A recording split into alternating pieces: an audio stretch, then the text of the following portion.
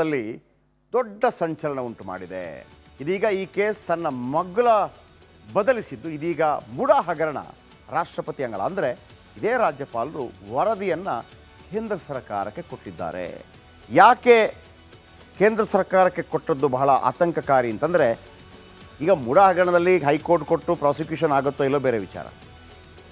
ರಾಜ್ಯಪಾಲರು ತನ್ನ ವಿರುದ್ಧ ನಡೆದಂಥ ಪ್ರತಿಭಟನೆ, ರಾಜಭವನಕ್ಕೆ ನುಗ್ಗುವಂಥ ವಿಚಾರ ಅಂದರೆ ಕಾನೂನು ಸುವ್ಯವಸ್ಥೆ ಹಾಳಾಗಿದೆ ಅಂತೇಳಿ ಕೊಟ್ಟಿದ್ದಾರಾ? ಈ ವರದಿ ಆಧಾರದ ಮೇಲೆ ಸರ್ಕಾರವನ್ನು ವಜಾ ಮಾಡುವ ಅವಕಾಶ ಇರುತ್ತೆ, ರಾಷ್ಟ್ರಪತಿ ಆಡಳಿತ ಇರುವಂಥ ಅವಕಾಶ ಇರುತ್ತೆ. ಹಾಗೇನಾದರೂ ಆಗತ್ತಾ? ಆ ಒಂದು ಆತಂಕ ಇದೆ. ಅದರ ಬಗ್ಗೆ ಒಂದು ಮಾಹಿತಿ ನಿಮ್ಮ ಮುಂದೆ.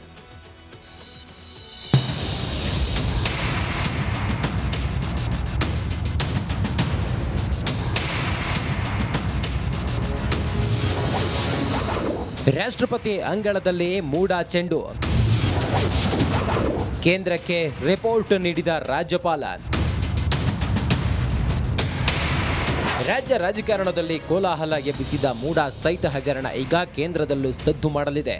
ರಾಜ್ಯಪಾಲರು ಸಿಎಂ ಸಿದ್ದರಾಮಯ್ಯ ವಿರುದ್ಧ ಪ್ರಾಸಿಕ್ಯೂಷನ್ ನೀಡಿದ್ದು, ಇದನ್ನ ಪ್ರಶ್ನಿಸಿ ಸಿಎಂ ಹೈಕೋರ್ಟ್ನಲ್ಲಿ ಸಲ್ಲಿಸಿರುವ ರಿಟ್ ಅರ್ಜಿ ವಿಚಾರಣೆ ನಡೆಯುತ್ತಿದೆ. ಇದರ ನಡುವೆ ಮೂಡಾ ಹಗರಣ ಇದೀಗ ರಾಷ್ಟ್ರಪತಿ ಹಾಗೂ ಕೇಂದ್ರ ಗೃಹ ಸಚಿವಾಲಯದ ಅಂಗಳ ತಲುಪಿದೆ.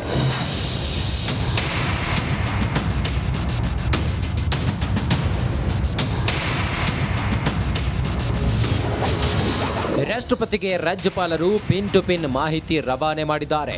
ಮೂಡಾ ಹಾಗೂ ರಾಜ್ಯದ ವಿದ್ಯಮಾನಗಳ ಬಗ್ಗೆ ಮಾಹಿತಿ ನೀಡಿದ್ದು, ಕಾಂಗ್ರೆಸ್ ನಾಯಕರಿಂದ ರಾಜಭವನಕ್ಕೆ ನುಗ್ಗುವ ಬೆದರಿಕೆ ಹಾಗೂ ಮೂಡಾ ವಿಚಾರವಾಗಿ ತಮ್ಮ ವಿರುದ್ಧ ನಡೆದ ಧರಣಿ ಬಗ್ಗೆ ಮಾಹಿತಿ ನೀಡಿದ್ದು, ಇದರ ಜೊತೆಗೆ ರಾಜ್ಯಾದ್ಯಂತ ನಡೆದ ಪ್ರತಿಭಟನೆ, ಪ್ರತಿಕೃತಿ ದಹನ ಇದರ ಬಗ್ಗೆಯೂ ರಿಪೋರ್ಟ್ ಕೊಟ್ಟಿದ್ದಾರೆ. ಜೊತೆಗೆ ಸಚಿವ ಸಂಪುಟ ಸಹೋದ್ಯೋಗಿಗಳೊಂದಿಗೆ ಸಿಎಂ ಟೀಕೆ, ಬುಲೆಟ್ ಪ್ರೂಫ್ ಕಾರಿನಲ್ಲಿ ಓಡಾಡುವ ಸ್ಥಿತಿ ನಿರ್ಮಾಣ ಹಾಗೂ ಗಂಭೀರ ಟಿಪ್ಪಣಿ ಮಾಡಿ ಕಾನೂನು ಸುವ್ಯವಸ್ಥೆ ಬಗ್ಗೆ ಮಾಹಿತಿ ನೀಡಿದ್ದಾರೆ. ಈ ವರದಿಯನ್ನ 2 ದಿನಗಳ ಹಿಂದಷ್ಟೇ ರಾಜ್ಯಪಾಲರು ಕೇಂದ್ರಕ್ಕೆ ರವಾನೆ ಮಾಡಿದ್ದಾರೆ. ಇದರೊಂದಿಗೆ ಮೂಡಾ ಪ್ರಕರಣ ಇನ್ನೊಂದು ಮಜಲಿಗೆ ಹೊರಳಿದೆ. ಅಲ್ಲದೆ ಕೇಂದ್ರ ಹಾಗೂ ರಾಜ್ಯ ಸರ್ಕಾರದ ಮಧ್ಯೆ ಸಂಗ್ರಾಮ ಸೃಷ್ಟಿಸುವ ಸಾಧ್ಯತೆ ಇದೆ.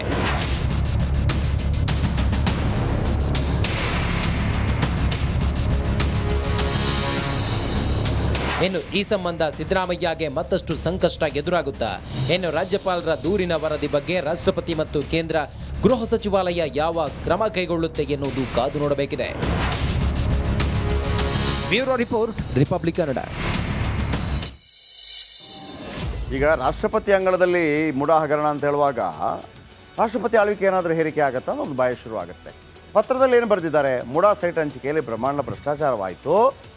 ಇದನ್ನು ಮಾಹಿತಿಯನ್ನು ರಾಷ್ಟ್ರಪತಿ ಅಂಗಳಕ್ಕೆ ತಲುಪಿಸಿದ್ದಾರೆ. ಯಾಕಂದರೆ ರಾಜ್ಯಪಾಲರು ರಾಷ್ಟ್ರಪತಿಗಳ ಅಂಡರಲ್ಲಿ ಬರ್ತಾರೆ, ಪ್ರಧಾನಿಗಳ ಅಂಡರಲ್ಲಿ ಬರೋದಿಲ್ಲ. ಅರ್ಥ ಆಯ್ತಾ?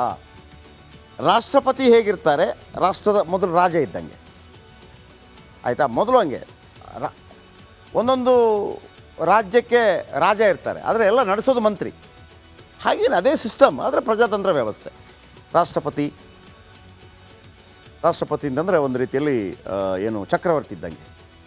ಅವರ ಅಂಡರಲ್ಲಿರುವಂಥ ಪ್ರಧಾನಮಂತ್ರಿ ಅವರು ಕಂಟ್ರೋಲ್ ಮಾಡ್ಕೊಳ್ಳೋದು. ಆಮೇಲೆ ಎಲ್ಲ ರಾಜ್ಯಗಳಿಗೂ ಒಂದೊಂದು ರಾಜ. ಆ ರಾಜ ಅಂದರೆ ರಾಜ್ಯಪಾಲ. ಆ ರಾಜ್ಯಪಾಲರಿಗೊಬ್ಬ ಮಂತ್ರಿ ಅಂದರೆ ಮುಖ್ಯಮಂತ್ರಿ. ಅರ್ಥ ಆಯ್ತಾ? ಪ್ರಧಾನಮಂತ್ರಿ, ಮುಖ್ಯಮಂತ್ರಿ, ಅದೇ ಸಿಸ್ಟಮ್. ಅದನ್ನು ಒಂದು ರೀತಿಯಲ್ಲಿ ಏನು ಆಧುನಿಕ ಯುಗದಲ್ಲಿ ಪ್ರಜಾಸತ್ತಾತ್ಮಕ ರೀತಿಯಲ್ಲಿ ಮಾಡಿದ್ದಾರೆ.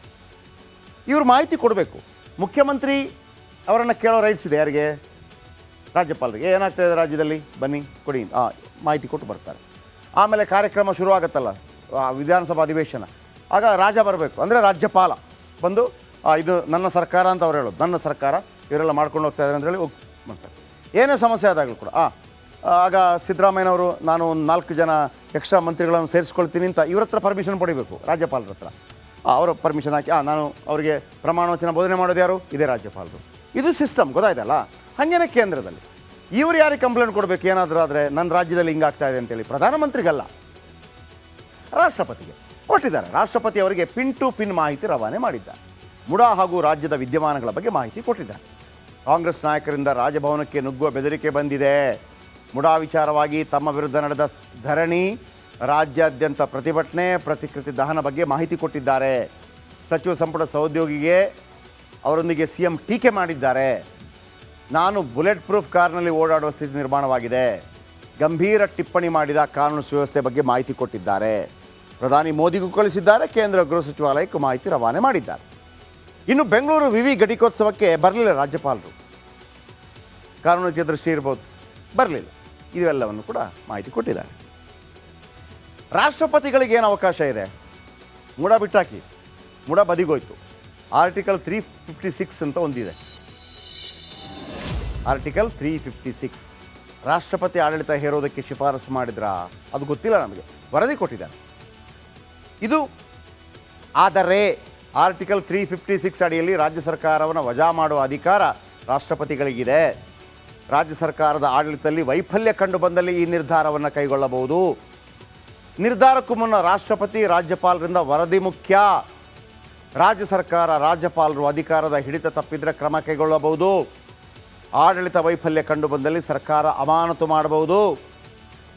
ರಾಷ್ಟ್ರಪತಿಗಳು ರಾಜ್ಯಪಾಲರ ನಿರ್ಧಾರವನ್ನು ಉಚ್ಚ ನ್ಯಾಯಾಲಯದಲ್ಲಿ ಪ್ರಶ್ನೆ ಮಾಡೋಕ್ಕೆ ಬರಲ್ಲ. ಸರ್ಕಾರ ಬರಲ್ಲ. ಈಗ ಇವರೇನಾದರೂ ಅಮಾನತು ಪ್ರಶ್ನೆ ಮಾಡೋಕ್ಕೆ ಬರಲ್ಲ. ನೋಡಿ, ಎಂಥ ಡೆಮಾಕ್ರೆಟಿಕ್ ಸೆಟಪ್ ಅಲ್ವಾ? ಆದರೆ ಸರ್ಕಾರ ಅಮಾನತು ಮಾಡಿದ ನಿರ್ಧಾರ ವಾಪಸ್ ಪಡೆಯಬಹುದು. ಅದು ರಾಷ್ಟ್ರಪತಿ ಅಥವಾ ರಾಜ್ಯಪಾಲ ನಿರ್ಧಾರದ ಮೇಲೆ ಇರಲಿದೆ. ರಾಷ್ಟ್ರಪತಿ ರಾಜ್ಯಪಾಲ ನಿರ್ಧಾರವನ್ನು ಸಂಸತ್ ಮುಂದಿಡಬೇಕು. ಈಗ ಇವರು ರಾಷ್ಟ್ರಪತಿ ವಜಾ ಮಾಡಬೇಕು ಅಂದರೆ ರಾಷ್ಟ್ರಪತಿ ಅದನ್ನು ಸಂಸತ್ನಲ್ಲಿಡಬೇಕು. ನೋಡಿ, ಡೆಮಾಕ್ರೆಟಿಕ್ ಸೆಟಪ್. ರಾಜ್ಯಪಾಲರಿಗೆ ರೈಟ್ಸ್ ಇದೆ, ರಾಷ್ಟ್ರಪತಿಗೆ ಪತ್ರ ಬರೆಯೋದು. ರಾಷ್ಟ್ರಪತಿಗೆ ಸರ್ಕಾರವನ್ನು ವಜಾ ಮಾಡೋ ರೈಟ್ಸ್ ಇದೆ. ಆ ವಜಾ ಮಾಡಬೇಕು ಅಂತಂದರೆ ಕೇಂದ್ರ ಸರ್ಕಾರದ ಸಂಸತ್ನಲ್ಲಿ ಅದಕ್ಕೆ ಅನುಮೋದನೆ ಸಿಗಬೇಕು, ಪಾರ್ಲಿಮೆಂಟ್ನಲ್ಲಿ. ಅಂದರೆ ಅದರ ಅರ್ಥ ಏನಪ್ಪ ಅಂತಂದರೆ, ಯಾರು ವೋಟ್ ಹಾಕಿ ಕಳಿಸಿದ್ದಾರೆ, ವೋಟ್ ಹಾಕಿದ ಜನಗಳ ಪ್ರತಿನಿಧಿಯಲ್ಲಿದ್ದಾರೆ, ಅವರು ಅಂದರೆ ನಾವು ನಿರ್ಧಾರ ಕೈಗೊಳ್ಳಬೇಕು, ಸರ್ಕಾರ ವಜಾ ಮಾಡಬೇಕಾ ಬೇಡವಾ ಅಂತ. ಅರ್ಥ ಆಯ್ತಾ? ರಾಜಭರಣಕ್ಕೆ ಮತ್ತು ಪ್ರಜಾತಂತ್ರ ವ್ಯವಸ್ಥೆಗಿರುವಂಥ ವ್ಯತ್ಯಾಸ. ಅಲ್ಲಿರುವಂಥ ಎಂ ಪಿಗಳು ಯಾರು? ನಾವು ಕಳಿಸಿದವರು ಅಂತ ಲೆಕ್ಕ ಪ್ರಕಾರ. ನಮ್ಮನ್ನು ಕೇಳಿದವರು ಮಾಡ್ಬಾರ್ದು, ನಮ್ಮನ್ನು ಕೇಳ್ದಂಗೆ ಅಂತ. ಓಕೆ, ಸರ್ಕಾರ ಅಮಾನತು ಮಾಡಿದಾಗ ಇಲ್ಲ ವಜಾ ವಾಪಸ್ ಪಡೆದಾಗ ಈ ಎರಡೂ ನಿರ್ಣಯವನ್ನು 2 ತಿಂಗಳ ಮುಕ್ತಾಯದಲ್ಲಿ ಕಾರ್ಯನಿರ್ವಹಣೆ ಮಾಡಬೇಕು. ಈಗ ಬ್ರಹ್ಮಾಸ್ತ್ರ ರಾಜ್ಯಪಾಲರ ಕೈಯಲ್ಲಿದೆ. ಕೇಂದ್ರಕ್ಕೂ ವರದಿ ಹೋಗಿದೆ. ಈ ಹಿಂದೆ ಹಲವು ರಾಜ್ಯ ಸರ್ಕಾರವನ್ನು ವಜಾ ಮಾಡಿದ ಉದಾಹರಣೆ ಕೂಡ ಇದೆ. ಇದಾಗತ್ತೆ ಹೋಗುತ್ತೆ ಅಂತಲ್ಲ, ಒಂದು ಬ್ರಹ್ಮಾಸ್ತ್ರ ಬಿಟ್ಟಿದ್ದಾರೆ ರಾಜ್ಯಪಾಲರು. ಹಾಗಾಗಿ ಸಿದ್ದರಾಮಯ್ಯನವ್ರಿಗೆ 2 ಆತಂಕ.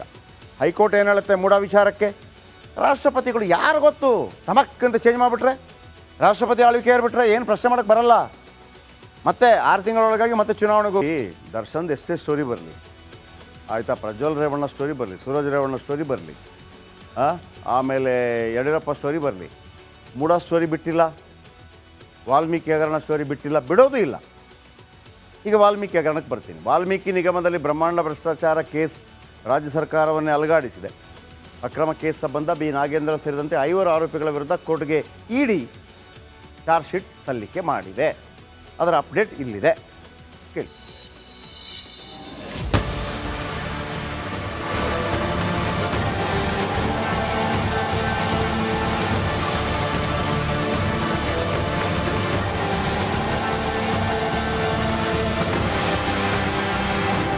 ಸರ್ಕಾರದ ಅಸ್ತಿತ್ವವನ್ನೇ ಅಲುಗಾಡಿಸಿತ್ತು ವಾಲ್ಮೀಕಿ ಅಭಿವೃದ್ಧಿ ನಿಗಮದಲ್ಲಿ ನಡೆದಿದೆ ಎನ್ನಲಾದ ಬಹುಕೋಟಿ ಹಗರಣ.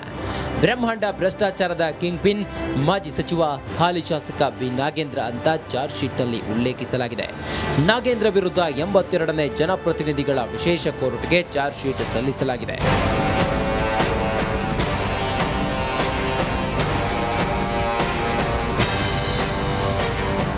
ಜೈಲು ಪಾಲಾಗಿರುವ ಮಾಜಿ ಸಚಿವ ಬಿ ನಾಗೇಂದ್ರ ಅವರನ್ನ ಹಗರಣದ ಮಾಸ್ಟರ್ ಮೈಂಡ್ ಎಂದು ಇಡಿ ತನ್ನ ಚಾರ್ಜ್ ಶೀಟ್ನಲ್ಲಿ ಉಲ್ಲೇಖಿಸಿದೆ.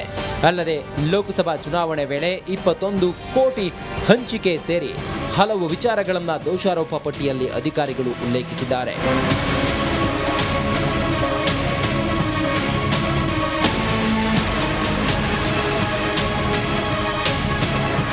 ಇಡಿ ಅಧಿಕಾರಿಗಳು 82ನೇ ಜನಪ್ರತಿನಿಧಿಗಳ ವಿಶೇಷ ಕೋರ್ಟ್ಗೆ ಚಾರ್ಜ್ ಶೀಟ್ ಸಲ್ಲಿಕೆ ಆಗ್ತಿದ್ದಂತೆ ಆಡಳಿತ ಹಾಗೂ ವಿಪಕ್ಷಗಳ ನಡುವೆ ವಾಕ್ಸಮರಕ್ಕೆ ಕಾರಣ ಆಗಿದೆ.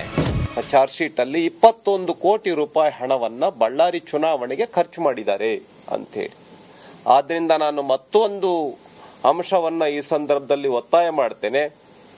ಬಳ್ಳಾರಿ ಎಂಪಿ ಸ್ಥಾನದಿಂದ ತುಕಾರಾಂ ಅವರು ಏನು ಎಂಪಿ ಇದ್ದಾರೆ, ಆ ಸ್ಥಾನದಿಂದ ಅವರನ್ನ ವಜಾಗೊಳಿಸಬೇಕು ಅಂತನೂ ಕೂಡ ನಾನು ಈ ಸಂದರ್ಭದಲ್ಲಿ ಆಗ್ರಹ ಪಡಿಸ್ತೇನೆ.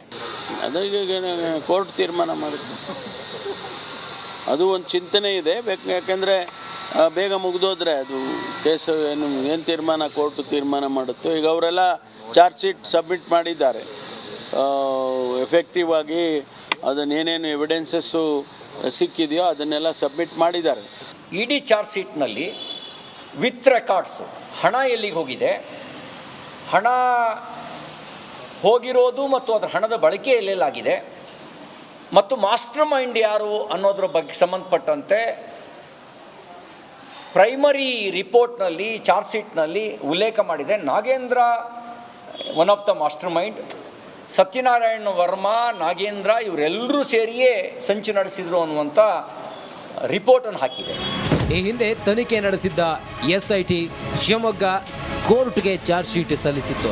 ಈ ದೋಷಾರೋಪ ಪಟ್ಟಿಯಲ್ಲಿ ಮಾಜಿ ಸಚಿವ ಬಿ ನಾಗೇಂದ್ರ ಹೆಸರು ಉಲ್ಲೇಖಿಸದೆ ಅಧಿಕಾರಿಗಳ ಪಾತ್ರದ ಬಗ್ಗೆ ವರದಿ ಸಲ್ಲಿಸಿತ್ತು. ಇದಕ್ಕೆ ತದ್ವಿರುದ್ಧವಾಗಿ ಇಡಿ ಮಾಜಿ ಸಚಿವ ಬಿ ನಾಗೇಂದ್ರ, ಸತ್ಯನಾರಾಯಣ ವರ್ಮಾ ಈ ಕೇಸ್ ಪ್ರಮುಖ ರೂವಾರಿ ಅನ್ನೋದನ್ನ ತನಿಖೆಯಲ್ಲಿ ಪತ್ತೆ ಮಾಡಿದೆ. Bureau report, Republic Kannada.